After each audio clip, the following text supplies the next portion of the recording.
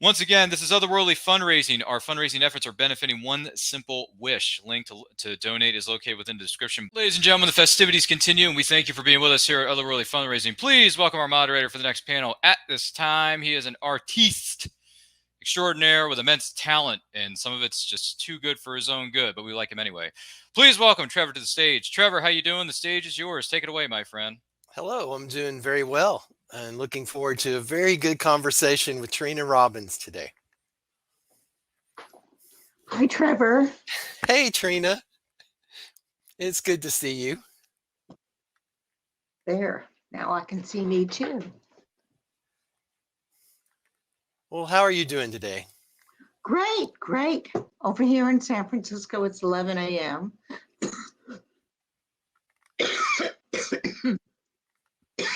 Excuse me. So I'm just starting my day. Well, I'm glad you can share it with us. So, I am in awe of you and who you are and what you've done. And today, I am going to approach talking to you more artist to artist. And you're welcome to Okay. talk about anything you want. But I'm going to ask questions that relate to making things and the perspectives and the hows and the whys. So feel free to verbally slap me around if I go too far. But hopefully, it'll be a time where maybe you get questions asked that no one's thought to ask or not asked in a long time. So, Okay. all right, here we go. Um, my first thought is question: what are your earliest memories about making art? Huh. That would go back to my childhood Yep. because I've always been drawing. As soon as I could hold a crayon in my little fist, I was drawing. Um, my kindergarten had a picture, a mass photo of the kindergarten class, and I am in back with my back turned towards the camera, and I'm painting. We had an easel. I'm painting Peter Piper and his wife. I think it was Peter Piper. Wait a minute. The one, yeah. Oh, Peter Pumpkin Eater. That's it. And his wife, who he put in a pumpkin shell in there. He kept her very well. Very well. So I drew him and his wife and the big pumpkin shell. Oh, that is very, very cool. Excellent. All right. So early on, what influenced your art as a kid? What maybe you saw in the world that made you think, oh, I want to put something down. I want to get something in my hand and render it. What kinds of things made you tick? Well, my father I grew up in Queens, and my father used to take me to the Brooklyn Museum. Um, and I loved the painting there. I loved all of the paintings, especially the paintings of people. That was the most interesting to me. And I didn't know anything about artists, but I knew that they wore berets. I wanted to move to Paris and live in, one of those lofty places and wear a beret and paint masterpieces. That was good. Like Monet or something where the ceilings were Exactly. really high and there was art Exactly. all over. Yeah. Definitely. That is really wonderful. And this is all tracking with you just being such a good artist and having all that ingrained. And what influences your work today? Like what when you're out and about or Well, when you're looking or reading? I don't draw anymore. I trust you know that. I'm a writer now. I know, but you did a sketch for me, so I mean, well then let's switch it to writing for this question, and then what what in the world like influences you or things like that? Your muse for that writing today. Um, Gosh, I've been writing histories of women who drew comics in the early 20th century, and I have one left, maybe two left to do. And a woman has gotten in touch with me and told me that she had many, many pages of art of comics by Grace Drayton, who was one of the earliest of the women cartoonists. She started in 1903. So I think that she will be the next one who I do a book about. That is so excellent. I've looked a little bit into that book with the flappers and stuff, and I've just I have a book. It was Vogue from the 1930s, and it was full of Ah, ad art, and it's just a really pretty book. And yes. I always go somewhere when I look through it. And Lord knows, I wish I could draw in an Art Deco style, but that is for another day. Another day. Next, I would like to ask, at what point in your life did you think this is going to be my life's work? What point in your life said, "Oh, I can do this," or "I need to do this"? Art, Um, creative, well, that depends on if we're talking about my art, my drawing, or my writing. drawing. Um, Let's go drawing. I mean, okay, well, or both. I always drew, and I even went to art school, but I didn't stay in art school because they were teaching, paintings where you throw the paint at the canvas, and that wasn't what I wanted to do. I wanted to draw real people on paper. But at that point, they weren't teaching comics, and I didn't even know that what I did was comics. Um, and it really wasn't until I think it was when did Batman come on TV? On the TV, I think Mhm. 1966 was when the show Okay, aired. okay. Yeah. So it wasn't until 1966 that I saw Batman that I suddenly realized, oh, that's what I do. I draw comics. It was like it all came fell in place. I love that you didn't think of it. I mean, I love that you developed separately from thinking about it. But sequential art is, I guess one of the nicer terms when I was in school. It does add a certain je ne sais quoi to say, sequential art, and I think that can embody more things than just comics. But Oh I yeah. love comics, and I always thought, well, to me that was art. And then you go to the cave walls in France. That those weren't full fledged drawings; those were outline drawings, those were cartoons.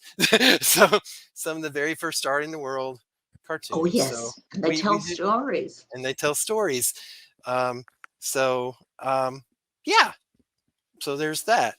So okay, next would be a what if question. If there was something other than art that you were going to give yourself to, like what would you, in a what if world, what would you have done for a career? What would your other thing have been? Oh, Fashion? one of the other things I wanted to do as a kid was I wanted to be an archaeologist. And I would still love, God, would I love to go on digs and uncover ancient things and brush them off delicately and see what they were, Oh, connect with people who lived thousands of years ago. well, you never know. Maybe someone seeing this can help you get into a dig. I'm sure they Just go on one. just one. Well, and one with nice weather, will not keep you Yes, outside too long. yes. But that is so cool. I'm glad that you love that. Your love of history also keys back with your art, so that really works out pretty well. What was your first published piece of art? Ah, If you- that was a comic. It wasn't a comic really, it was kind of like a proto comic because it consisted just of one picture of a woman, a young woman, and a huge speech balloon that took up most of the rest of the picture. And I did that in 1966. Excuse me. I did it in 1966 for an underground newspaper from the East Village called the East Village Other, and we shortened it to Evo. That was the nickname for it. And I didn't even do it to be published. I simply did it as kind of like I had come to New York from LA, and I met the editor and the publisher of the East Village Other, two different guys. And just, it was nice. We made friends. And the next day I drew this picture, just just as a kind of a, hi, remember me, I like you thing. So I drew it and I went back to the East Village other offices, but nobody was there. So I slipped it under the door, at the bottom of the door. And next day I phoned and I spoke to the publisher and I said, did you get my little drawing? And he said, oh yes, we're publishing it in the next issue. So voila. That is very cool. And that's the most organic kind of success, is when you're making something and then there's a need and then there's something filled. So that's wonderful. And timing is just good. And I think I might have some questions from my audience. Okay. So let's see. This is for Trina. I want to ask about creating Vampirella, and how did she come to work on that character? Okay. This was 69. Is that what Vampirella started? I think Maybe. 69. And I went to visit Jim Warren, the publisher, with my portfolio, and he was being very nice and letting me down gently and explaining that I wasn't quite ready. I was not ready for prime time yet. I've been doing underground comics, but that's very different from the stuff they were publishing. I was sitting at his desk and he got a phone call, and the phone call was from Frank Frazetta, and Frazetta was working on the cover of the first Vampirella, so he was still designing her. And Jim Warren didn't like what he had put her into. I think that he had simply put her into a red bikini, and he was explaining what he wanted. And so I grabbed a piece of paper, scrap paper from his desk, and I sketched her costume and handed it to him. And he said, just a minute, there's a young lady here who knows exactly what I mean. And I took the phone and I described it over the phone to Frazetta. We never met. I only spoke to him over the phone. And that was it. Wow. That is also so cool. Very nice. Very nice. Okay, we have another question. What was it like working with Forey Ackerman? I didn't really work with him. We didn't work on the first Vampirella together at all. I had nothing to do with the comic aside from drawing her costume. Well, that's something. That's a good something. Who was the first female cartoonist that crossed your radar, that inspired you? Well, I didn't, when I was young and reading comics, and even in the 60s when I started drawing comics, I didn't differentiate between men and women. In those days, comics were not signed yet. I think they started being credited. I think the artists were credited probably starting around 1970.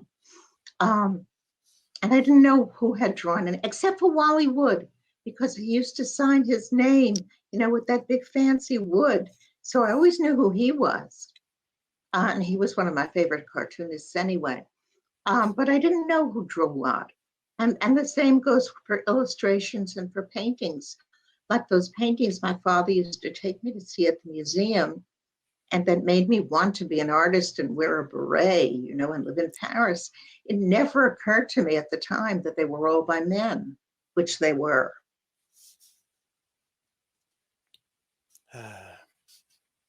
Yeah, I'm glad you're working to get women in the spotlight that they deserve. Oh, women are in the spotlight now. It's wonderful. Okay, another question. What is your best advice for someone in the art industry? I would say don't take no for an answer. I had an experience that taught me a lot. That was back in, I think, the 90s. And I had already done the Wonder Woman, that 4-part Wonder Woman comic. And I was at a convention, and the tops comic people were there, Topps Bubblegum and Comics, and they were publishing Xena Warrior Princess comics. And I happen to have been an enormous Xena fan. So it was kind of a long table, and there were people at either end. And I went over I was closest to the guy, and I said, I drew Wonder Woman, and I would really love to do Xena. And he said, well, we have our artists, we don't need you. So, okay. So then I went over to the woman at the other end and said the same thing. And she said, oh, yeah, okay. Send me some ideas. And that was Renee Witterstatter, who now is an agent for lots of cartoonists. And we're friends. She was wonderful. So, ask twice. Yeah, that's good. It's good. Okay, another question. Entering the male-dominated world of comics must have been difficult. And what was that like for you? It was terrible. It was terrible. And it was so, when I started, it's not like that anymore because there are so many more women doing comics. But when I started, I'd go to conventions and the only women there would be the wives. And they would be sitting there minding the table for their husbands who would be off at the bar, schmoozing with each other. Now, I didn't have any wife, and God forbid I had to go to the bathroom, because I had no one to mind my stuff. And the guys in underground comics, because that's what I was doing underground comics, there was a clique, and they were extremely threatened by me because I was a feminist, and, they had really weird ideas of what feminists were. And they were very threatened by me. They did not invite me into their books. In those days in underground comics, somebody would decide to do a book. They'd call up their friends and they'd say, hi, I'm doing a book. You want to contribute 4 pages, 6 pages, whatever? And that's how the books came to be. But nobody called me. Nobody invited me into their books. And you would think, like, an underground idea of the day is that women have full equality as people and they should be treated with respect. That's an underground idea for the 50s. Well, actually, it's a feminist idea, but it's not necessarily an underground idea. I meant off very culture. Sexist. I meant off culture, like not the Leave It to Beaver norm. It's like putting a new paradigm out there. And that would be an alternative. Perhaps I would call it an alternative, which should actually be the standard. But they were very sexist. That is really unfortunate.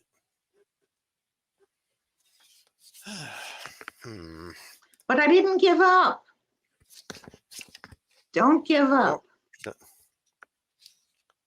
Okay, well, now I'm going to switch it a bit to the geeky side with one of my few geeky questions. Could you come to share how you started to work on Wonder Woman? They phoned me. They phoned me and asked me if I would like to do a 4-part Wonder Woman book. And I have no idea why, but in my mind's eye, I imagine a whole room full of editors discussing what they're going to do with Wonder Woman, because they've done this, I think it was called something on Infinite Earths. I forget what exactly the time, Crisis on Infinite Earths. And they killed off a lot of their characters and brought them back again. And that's one of the things they did to Wonder Woman, was they killed her off. They turned her back to clay. So I imagine a room full of them, and they're sitting there and thinking, well, George Perez is going to be doing it, but it'll take him a while. So what do we do in the meantime? And then somebody says, I know. We all know Trina loves Wonder Woman. Let's give it to her. And even if she screws it up, George Perez will take over. So that's of course how I see it. I have no idea what really happened.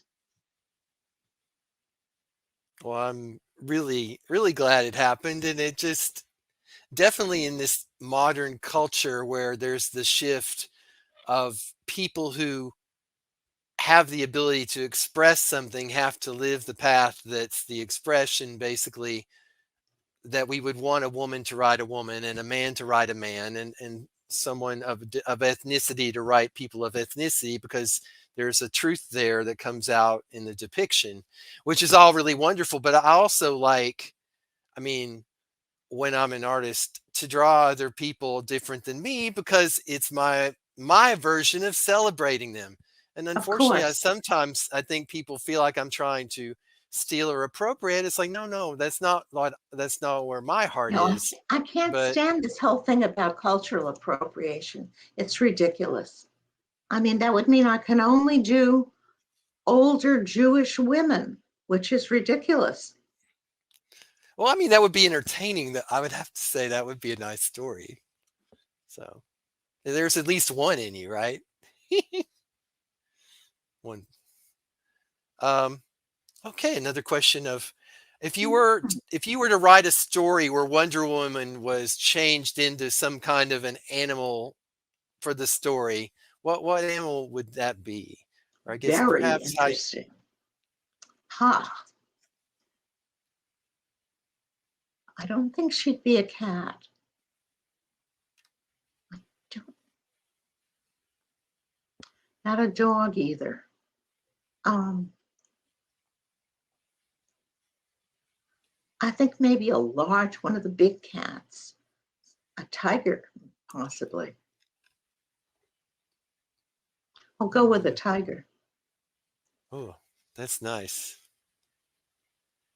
Maybe there's a sketch in there for you somewhere at some point. Maybe a That would be, wolf. She'd be a good wolf too, I think.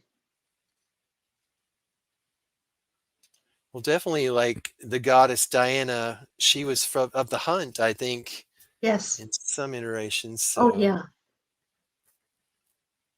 that would be an interesting change. I personally would simply like to be a cat.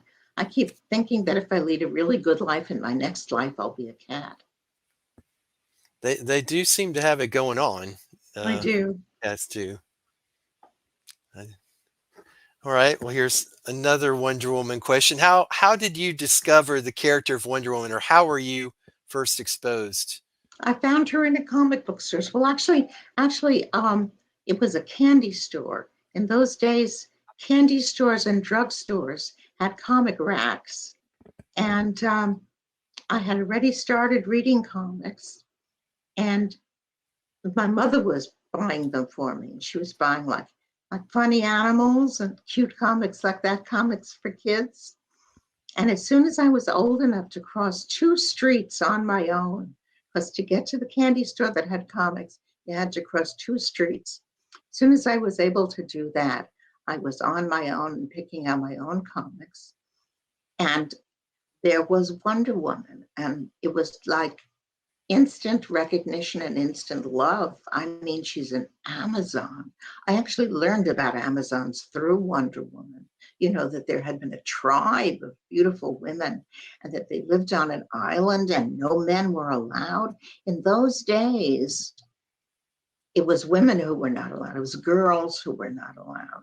You know, when you could be a secretary, even a private secretary, but you couldn't be a CEO.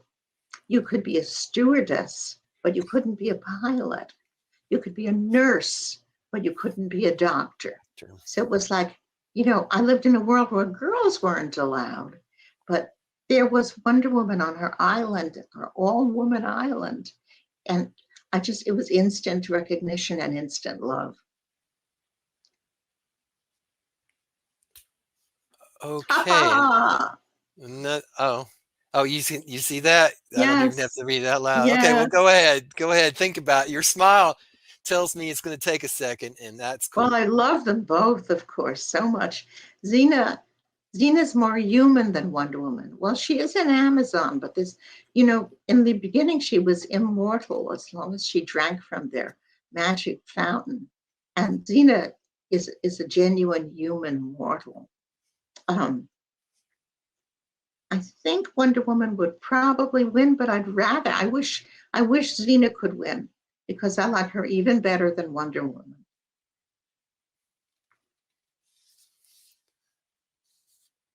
And let's see, another thing. What was it about Wonder Woman that really made you drawn to her? But I'm going to put some words in your mouth because I've read a few things you said.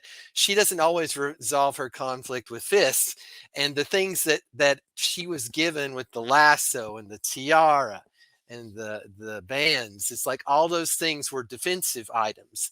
And I don't know if that was some chauvinistic thing that was created to keep her under the thumb, but it ended up reversing around to make her the highest chess player on the board. She didn't Go ahead. kill and she Yeah. didn't initiate violence. She Yeah. fought only to protect herself and others.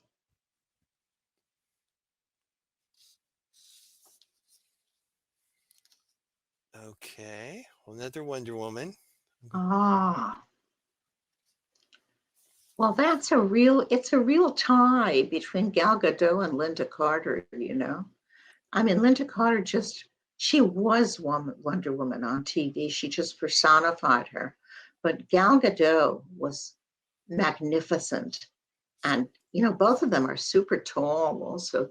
Wonder Woman's always taller than everyone else. I really think it's a tie. I like the way that you think. Did you ever see the Kathy Lee Crosby? Oh, Uh, ooh, terrible. I just had to I don't ask. know. It's like, what were they thinking? Well, like they made her completely. They looked completely opposite of how she looked in the comics. Yes. And sometimes I find that irritating about Hollywood is when they transfer something, they say, "Oh, we're going to another medium. We're going to make this look different than how it was in this other medium." And it's like the people who are loving this want to see how it best Of transfers to this course. other medium, right? They want to Not see how she comes to life from the paper. and just that Wonder Woman had, raven black hair or at least a brunette. It's like that's more women than the blonde, Aryan kind of You ideal. know, it So still I want bothers me that her mother is a blonde because she was not originally a blonde. In the Golden Age Wonder Woman, her mother was a brunette, you oh, know, I because did they're not. Greek, for God's sakes.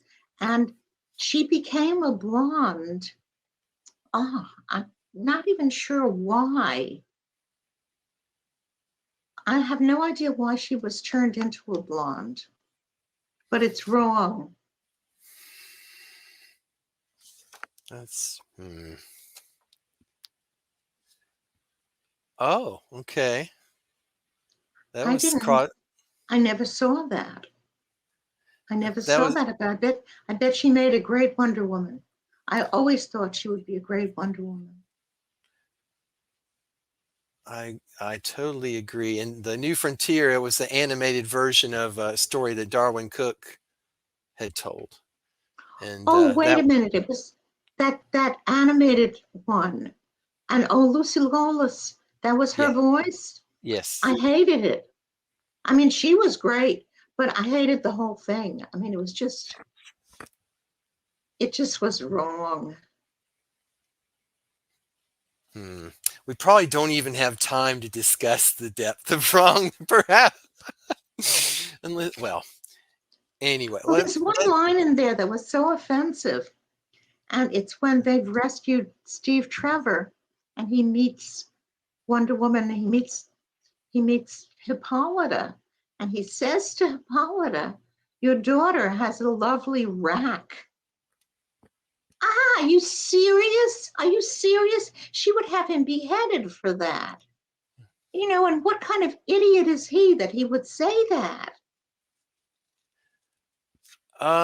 that might have been a different movie. I think Oh, that was was that it? the one with may have been the one with Carrie Russell, perhaps, and then Maybe it Nathan was Fillion. animated. It was Yeah, animated. it was animated, but that one was made a few years later. I don't think those are the same. I Oh, think you would really okay. like. I'm thinking of a You, different one. I think you should watch New Frontier. I think you would enjoy it a lot. And even the way Darwin drew Wonder Woman, she was taller than Superman.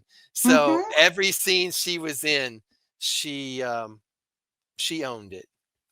And she was strong, but she was kind too. I think you it would be a good use of your I'll afternoon to at check it least have it out. on in the background one day. But okay, I have a different question for you now. It's like, so since you've received awards and recognition for your work, how has that changed how you think about your work and how you think about yourself as an artist? I mean, how has that moved you in a different way or changed the way you see things? Does that make sense? Well, I've always been a little insecure about my art. Maybe that's why I'm not drawing anymore. But I know I'm a good writer, and I've always known I was a good writer. So it hasn't changed anything because I always knew that. Excuse me, always knew that.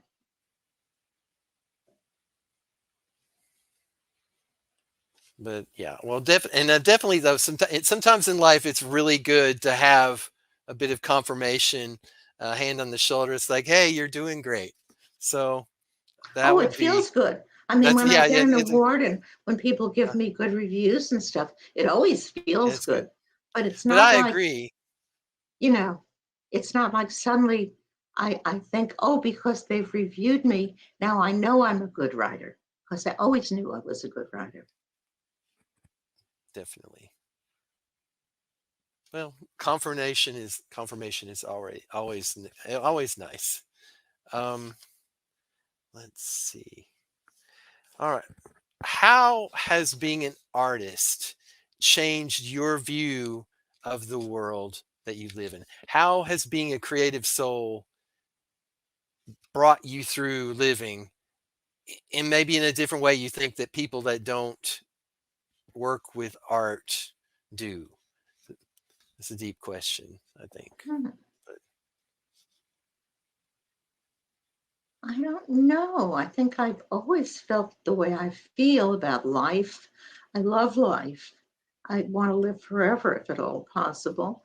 I love nature. I love flowers and, you know, it magic. I mean, flowers and butterflies and little bitty ladybugs or birds, sunshine. I mean, they're just wonderful, and I always love them, and they're always wonderful. so basically, being an artist, you've always had your observation skills turned way up to notice the beauty of things around you. So Oh, that I artist eye, guess. perhaps. I mean, Well, doesn't everyone? and I don't think everyone does, but it would be so nice if everyone had that Yes. awareness. But I think artists, we tune in more, especially because we're bringing, um, we see, we're mirroring the things that we love and see in the world. Mm. So when you have that positive thing, you can push it back out there. And there's so much sadness and negativity in the world. The things that you do, and especially calling light to these good things in the world and these great artists and memories of things, that's important, and that's beauty, and that's life. That's the good part. So Oh, yeah, yes. that so Beauty is definitely. definitely important. Beauty is And that everything, really. and I don't I and not just superficial human beauty either. It's like, yeah, it's a deeper thing. Um, let's see. All right, now here is a straight nuts and bolts question, dear. Do you prefer open-ended deadlines or tight deadlines? I prefer tight deadlines. If it's open ended, you just kind of ho hum, no rush. So I'll just do something else, and then suddenly there is that real deadline. And it's like, oh my God. And you have to, you know, get it all done overnight. Aha, you're an all-nighter kind of person. That's typically where I fall too. I'll take as much time Only in as I can. desperation. Well, and there are the few moments where I have a project or something that I just want to do and it's some free time and it just flows out so fast I'd start and end it quickly, but that is not the normal for me. So Um, is it easier to draw for yourself or for other people? Well, I don't really draw for other Well, people in anymore. the past, I mean, was it easier to draw only for projects, or what did you do art, or is for friends, for presents or Well, I gifts? always like just sketching. Um, but usually I have to have a reason. I have to be invited into a book or get an idea for a book that I want to do. I think we had a question that just went by. I think so too. Maybe I'll put it back up. Okay. Aha. Um, well, um, I have just finished editing an anthology, a pro-choice anthology, and that will be out. And the profits from the anthology go to Planned Parenthood, and that will be out in late fall, maybe November. I'd hope for October, but apparently November is what my publisher says. And then I've just been really, the kind of things you do before you start another project, fiddling around, mending things, cleaning things, and then everything's perfect and you have to work. And that will be my Grace Drayton book, who started in 1903, who created the Campbell Kids. Nowadays, there's even people who don't know what the Campbell Kids are, but I bet you do. The Yes, soup kids. yes, Yeah. the Soup Kids, the The Soup Kids. their little rosy cheek Yes, the little boy and girl. round, rosy-cheeked This, creatures. And she drew comics for a long time. She was unbelievably prolific. She drew from 1903 to 1946. She died in 46. So she was always drawing. And very interesting person. When she was younger, she was a real looker too. And I'm about ready to start really researching her and deciding what art I want to use. I know that I'm going to have a whole chapter just on the Campbell Kids. I have to. And she was also a suffragist, and she did suffrage cartoons. As I have discovered that most early women cartoonists were suffragists, because of course they were talented and intelligent. So of course they wanted to vote. yes, and realized they had a say. They had important things to say too. Yeah, I totally agree with that. Definitely, that is very cool. So, more of a nuts and bolts question at this point. When you drew, what was your favorite medium to work with? Like colored pencil, ink, graphite? Ink. I mean, pencil first, of course. In the Oh, yeah. very beginning, I didn't even know that one was supposed to pencil first. So I would just take a felt tip pen and just start drawing. But, of course, pencil first, blue pencil first, then black pencil, then ink. Those three steps really do allow you to mold your vision as you're working, Yes. and do it without regrets. So, but thank God, from my perspective, thank God for whiteout when I Oh, do yeah. work Oh, with yeah. ink. So, yeah. So, how much of your day do you spend doing creative things versus just living? Um, I don't know if I'm writing something. As I say, first I have to get into it.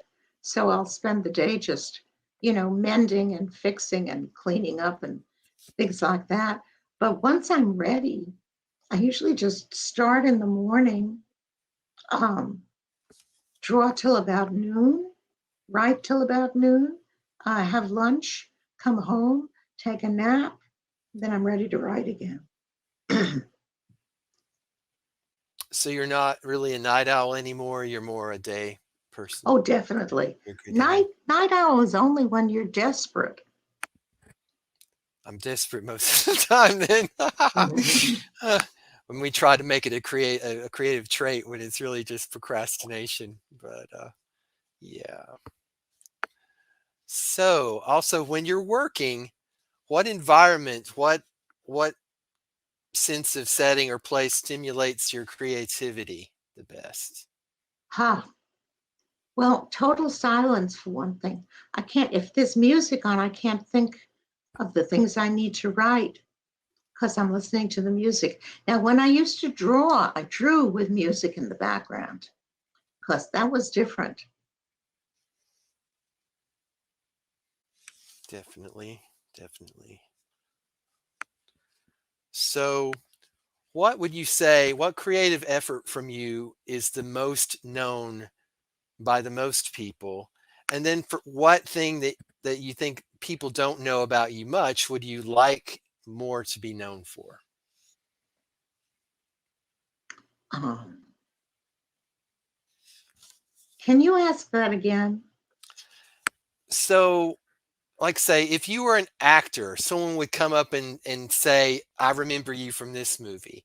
And I say Yes. with an artist, it's like, oh, I remember you from this book or this drawing or this Mhm. painting. And I'm imagining I can kind of maybe guess what people would come up and enjoy meeting you and then just talk about. And you're Oh, like, okay. oh, right, Yeah. right. But deep down, it's like there's this thing too I wish you knew about. So it's like Yes. what? Yes. Okay, so Okay. okay, go for it. Gotcha.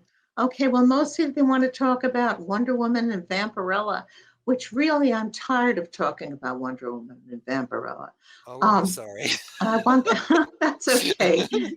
I want them to know about the other things I've done, about the books I've written, graphic novels I have written. I wrote a Yeah. six-part series of graphic novels for younger readers called the Chicagoland Detective Agency, and that got some nice awards. And I really enjoyed doing it. I have to say, when I write something that I really like, that I read it back and I go, wow, did I write that? That's good. So that's how I felt about the Chicagoland Detective Agency. And I did a smaller series called Go Girl. I wrote it and Ann Timmons drew it. And it was wonderful. And we did have fans. We had people on the internet who did like our stuff. But I was in the bad old days when comic book stores had nothing but boys in them and nothing but superhero stories, comics. And so they didn't, we failed because distribution killed us, lack of distribution, because the comic book stores wouldn't carry it because it was for girls. And in those days, they wouldn't carry anything for girls. So it's frustrating because it was a really good series. Well, I'm glad you're able to mention it now, and hopefully some of the people watching will go and find these things. So maybe ask their comic book store person to order some. Okay, we have another question here. Whose art or writing inspires you at this point now? There Like are one of your writers that peers? I love, not necessarily comic writers, but just writers that I love. Um, Suddenly I'm drawing a blank. God help me. I can't remember It's his okay. name. Happens to everybody. It does. And women writers. And the names suddenly, I, if you'd let me run to the bookcase and grab the Yeah, books. please do. I would Okay. love that. Yeah. Little show and tell. Here we are, ladies and gentlemen. We're getting to see some of her book collection. Okay, I just grabbed three. Elmore Leonard, who I adore. I love this man. I love his writing so much. Unfortunately, he died, which breaks my heart because it means that there's no more. I've read everything he wrote, and there's no more. You want your favorite writers to live forever. Another Oh, one yeah. is Sue Grafton, who also died, and she was doing every letter of the alphabet. They're thrillers with a woman detective. She was doing every letter of the alphabet, and I think W was the last one. She never got to do X, Y, and Z. And oh no, No more Sue Grafton. Tony Hillerman. Oh, I love Tony Hillerman. He writes about Native Americans. He has two characters, Leaphorn and Chi, who are Native American cops. And he's gone. He's gone. And I've read everything by him. And now there's no more Tony Hillerman to read. And of course, I just grabbed these indiscriminately, by the way. Bradbury. I love, I discovered him as a kid. I discovered science fiction when I was 13. And very soon I was reading Bradbury, and I had never read anything like it. It was like an eye opened in my forehead. And many more. Oh, that's wonderful. Yeah, books are really good to stimulate the soul and the imagination. So They do. definitely. Okay, you have another question.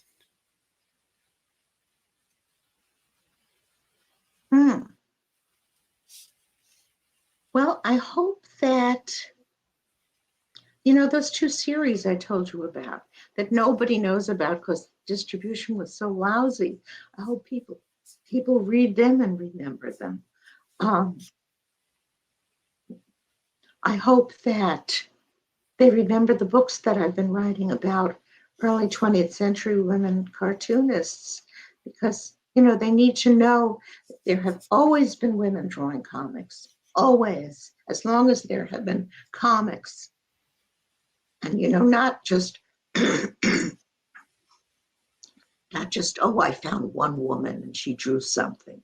There have been hundreds of women, and they were incredible. They are incredible. Definitely. Oh, another question. Oh, my favorite Bradbury. Wow. I never thought in terms of favorite.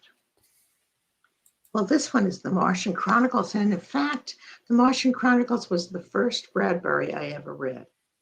And it just completely opened my eyes, because up until then, all the science fiction has been, evil aliens who want to take over the earth. But his Martians are beautiful, good, big-eyed people. And it's the earth people who are the evil ones, who give them diseases and they die out.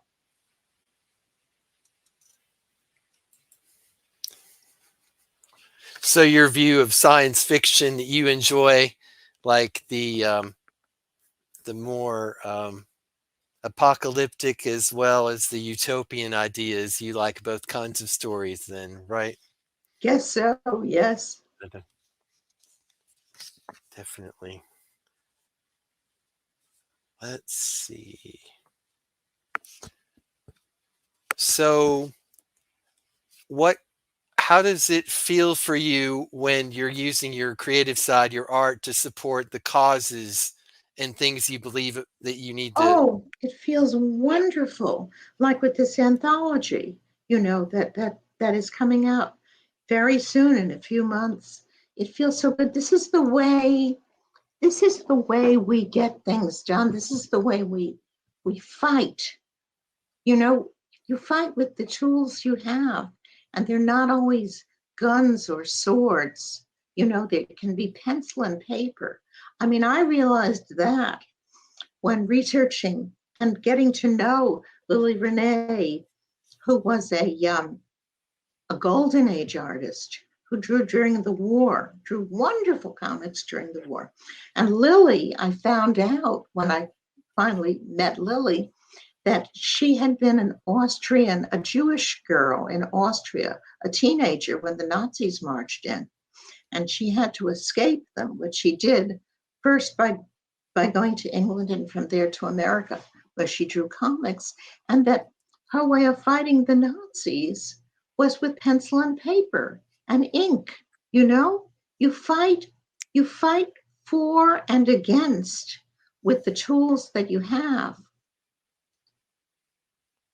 That's definitely true. And definitely a good point to add, like what we're doing today. And thank you for your time. It's like for the one Yes. simple wish, the charity aspect of this is really important. And as people will see in the bottom for their screen, to go and make a donation. And if they enjoy our conversation and the other things going on this weekend, definitely come and help this wonderful cause. And really appreciate your time with this, Trina. And I kind of we had this question from someone else, but it came up for mine as the end. It's like, what advice would you want to give upcoming generations about being an artist in general and following an artistic path? Like Well, you what would you probably won't say? become a millionaire, but you'll be very happy if you can just earn your living. Just earn your living doing what you love. That's the most important thing in the world, is to do what you love. And that's not necessarily an artist. I tell people, what if as a kid you wanted to be a baseball player? Then do it. Play baseball. And maybe you won't be good enough for the big leagues, but you'll still be playing baseball, and that's what you love. And sometimes with art, or there are other ways, like you take what you're good at and you can still dive in. You can take what you're good at and dive into where your passions are. Like you said, if you love baseball and you're horrible throwing the ball and you can draw baseball cartoons, and Yes. you can do pictures of people who play baseball, and then you could start meeting them and just share your passion back and forth. But definitely, I think it's important to use the gifts given, to help other people, and art's a really good gift to share. So definitely, really appreciate what you've been sharing with us in what we know and what we've not discovered about you yet, and what you've got to come, and hope your decades to come still be here with us. And this one I want you to riff on, to go off on, and close out our time with, unless we have more questions. But being an artist sometimes gives you opportunities to meet people that other people don't. Do you have favorite memories of interacting with people in your life? And could you, over your career, could you share with us, people in the Uh, industry or without? And I know you have some.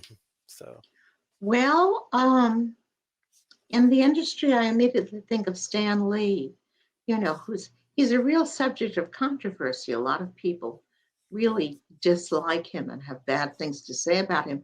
But I have nothing but good things to say about him, because our relationships have been very good. I met him for the first time in 1966 when I came to New York from Los Angeles, and I wanted to interview him on Marvel Comics, write about Marvel Comics for the Los Angeles Free Press, which was an underground newspaper. And he was lovely to me. And all the guys I met, the artists, were great. Excuse me, there's a cat here. oh, You can it's see the fine. tail. And one very strong memory I have is, I think it was 1977. My daughter was 7 years old. And I was in New York, and we went to Marvel Comics, basically to meet Flo Steinberg, who was a good friend of mine, and also to see Marie Severin. But also, we stopped off and, visited Stan Lee. And Casey was sitting there, my 7-year-old daughter, and listening. And I was talking, and then I knew she had a question to ask him. So I said, "My daughter has a question for you." And little 7-year-old feminist Casey said, "Why aren't there any women superheroes?" And he accordioned himself down to her size and reached up at the spinner they had and took a copy of Ms. Marvel #1 and gave it to her and said, "Now there is." And I've never forgotten that. And shortly before he died, I was at a comic convention in the San Diego Comic Con, having breakfast, and there he was talking to Neil Gaiman. And I brazenly inserted myself into the conversation just to say, "Hello, Stan, and I wonder if you remember." And I told him the whole story about how he said, "Now there is." And he gave me a big hug. He said, "Oh, you dear," and gave me a big hug. That was the last time I saw him. Even if he was not as creative as perhaps some say, he said he was a mover and a shaker to get was a things mover done. and a shaker. And I definitely do respect that a lot. I met him before, and he was kind to me in the moments that I got to talk to him. He was a kind person. Yeah. So when you were doing your fashion stuff in LA, what kind of celebrity? What was your favorite? Who was your favorite celebrity with that, and what did you make for them?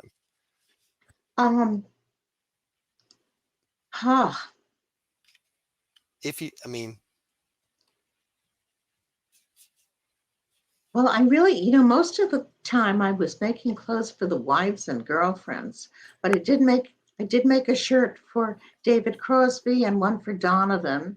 Oh, that's cool. For Jim Morrison, I made a pair of, not for him, but for his girlfriend, Pam, a pair of red velvet bell bottoms that looked really good on her. What was the name of the guy who played Robin in the Batman? Burt Ward. I made a dress for his wife to wear to the Emmys, and that was fun because I got to watch it on TV. Oh no, how can I forget Cass Elliot? She couldn't get anything nice in her size. Nowadays they have lots of wonderful plus size clothes, but they didn't in those days. So I made her some dresses, and she wore at least one of them when the Mamas and Papas were on the Ed Sullivan Show. So you can see it all over the internet. Oh, that's so cool. That's so awesome. But I just appreciate you in so many ways. It's like you are so talented, and you've also just not been afraid to go out and do things and not take no for an answer. And I love that even now it's like you're choosing to be vital and to get out there and to keep doing things and keep influencing people. Oh, well, I really feel that if I don't create, I'll die. If I don't write, I'll die. That's what keeps me alive. I think there's a lot to that. I do. But I think now our time has come to an end, and bring our host back, and we can segue out. But Trina, thank you so much. Thank you. This was fun. I hope I didn't insult your intelligence or bore you. You never insulted my intelligence, nor did you bore me. Well, anyway, and thank you for the Wonder Woman you drew. So it has a good home. So. Okay. Shall I sign off? Yeah. All right. Have a very good day. You too. Have a great day. All right. Bye. Where are you, by the way? I'm in Atlanta, Georgia area. Okay. Okay. I'm in San Francisco.